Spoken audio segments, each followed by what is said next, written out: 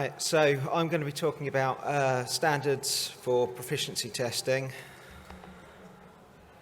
and specifically EN 17656 2022. So I'm going to start by mentioning who I am and why it's justified that I'm talking to you about this, and then look at proficiency testing within stationary resource emissions and where we are with standardisation. That's 17043 and the new 17656. So who am I? I've got MSc in Atmospheric Sciences. I've been working at NPL, which is the UK National Measurement Institute, since 2012. I've been involved in the NPL PT schemes for around 7 years, and I've also been a participant in another PT scheme for a measurement service I help deliver.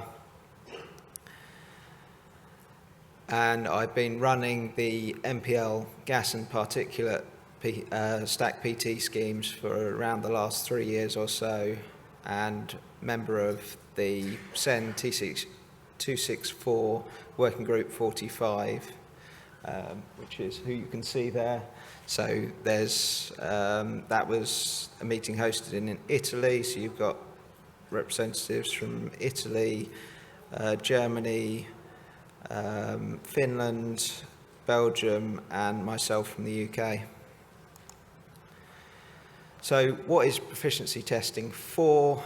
It's to demonstrate competency and that you're able to make the measurements that you're claiming to be able to make, and therefore it's an important part of maintaining accreditation. So basically it's participants make measurements against a reference. This can be either a gas standard, certified gas mixtures, or it can be measuring from a facility. For example, that's the NPL stack sim on the slide there. So proficiency testing schemes are accredited to ISO 17043, which is a general standard which specifies requirements for running a PT scheme, covering methodology, data analysis and evaluation, how it should be reported, management requirements, and quality control and auditing. So that's the British version publication of 17043. So to give it its full title, EN ISO IEC 17043, and this is the brand new 2023 version, which was released I think last month. So this is a very general, so it's not just for emissions monitoring, it covers things like medical PT schemes as well, so it's very general, setting all the guidelines but no specific applications. And this is a major update from the 2010 version, which does a lot of restructuring, and it's generally a step on from where we were before. So within emissions testing, stationary source emissions testing, this is the new standard that Working Group 45 have been working on, which was published, I think it was October last year, 2022. So this supplements rather than overwriting, meant to be used alongside 17043, and indeed was released before the 17043 revision, so hopefully nothing changed in the last 6 months. So it covers scope. What I'm going to talk about from this standard is the scope, terminology, general structural and management requirements, resource requirements, and the process requirements that are within this standard. So as I said, it supplements 17043, providing clarification, additional information, and specific requirements within emissions monitoring. So looking at competence PT providers, proficiency testing facility characteristics, because obviously that's very specific to this field. The design, operation and evaluation of PT scheme by interlaboratory comparison. So it's not just about standalone. And checking the performance of testing laboratories in relation to application of standardised measurement methods. So obviously within emissions monitoring, each different pollutant within Europe has its own standard reference method and alternative methods related to that.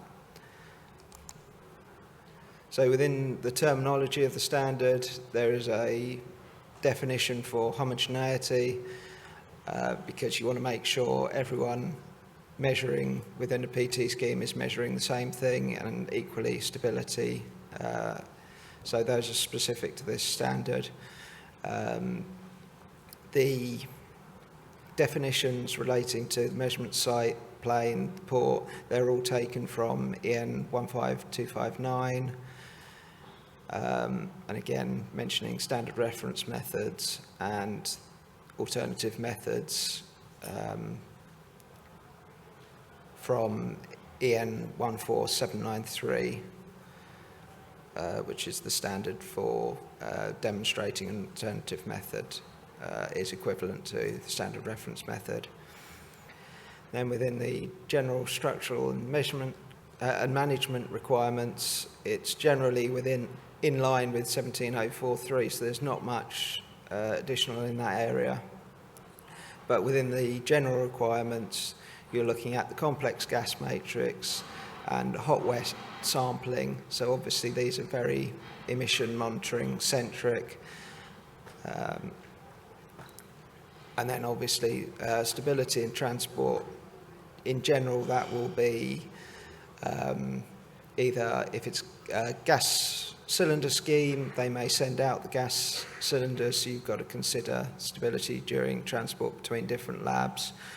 Or if it's monitoring at a stack simulator facility, or an actual stack is also possible, then you've got to consider heated lines and things like this within that. Differences in test atmosphere and design of proficiency testing facilities. So within the resource requirements, it puts various requirements on personnel that are carrying out proficiency testing.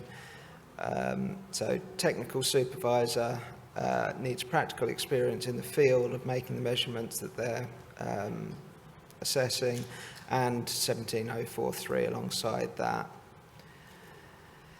In terms of facilities for ports and things like that, it follows EN 15259, and control and homogeneity and stability of the test atmosphere, it obviously goes into that quite a bit, and making sure that there's record and account for ambient conditions within the scheme design to ensure that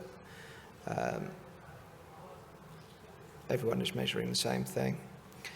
And then in terms of externally provided products and services, the standard sets out limits for the use of subcontractors, and checking the competency of those subcontractors, and obviously if you're using subcontractors, maintaining confidentiality within the scheme.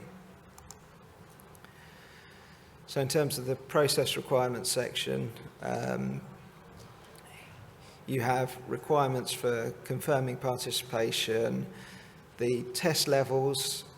This is particularly focused on emission monitoring because it relates to if the proficiency test is related to specific emission limits, then the test should cover a range of concentrations, and the lowest should be within 10 to 30% of the limit value, and the highest should be less than 150% of the limit value. In terms of conditions of the test atmosphere, so this could be certain facilities are hot and wet, others are just hot. They may have particulates, they may not. they may have different interferent gases or not.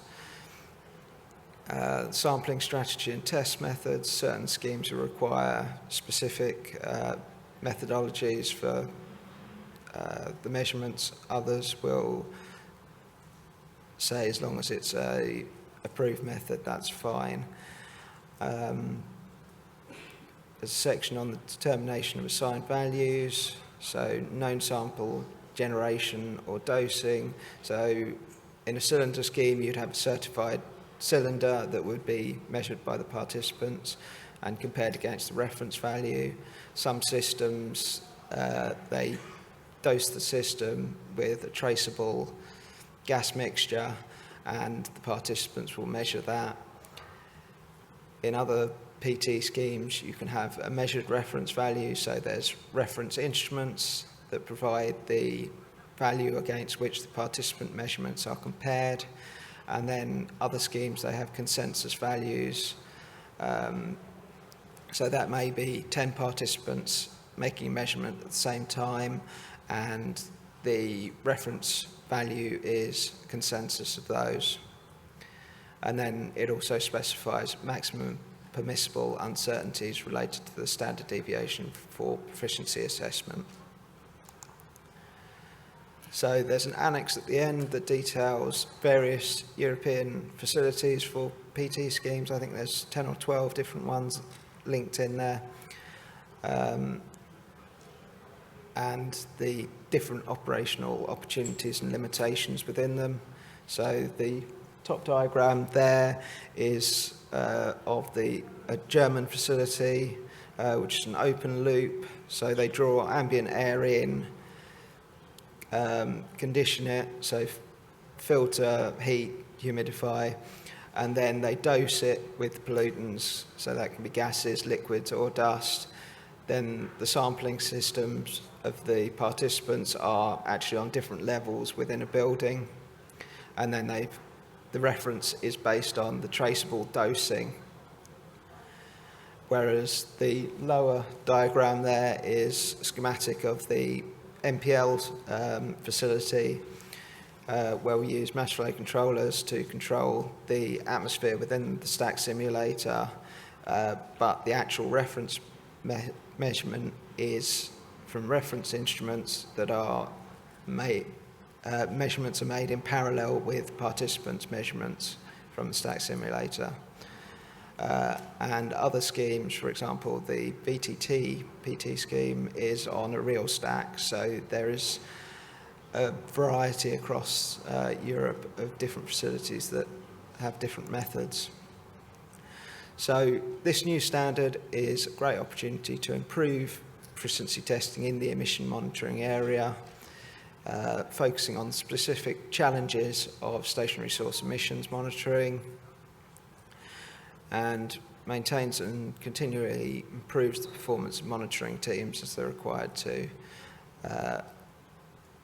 ensure their competency.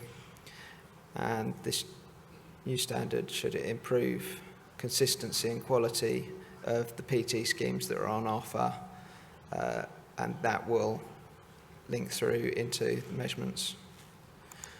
And yeah, if you want to contact me, there's name and email address, and link the ORC ID. There's at least one paper there that's proficiency testing, looking at past PT results from the UK and German PT scheme.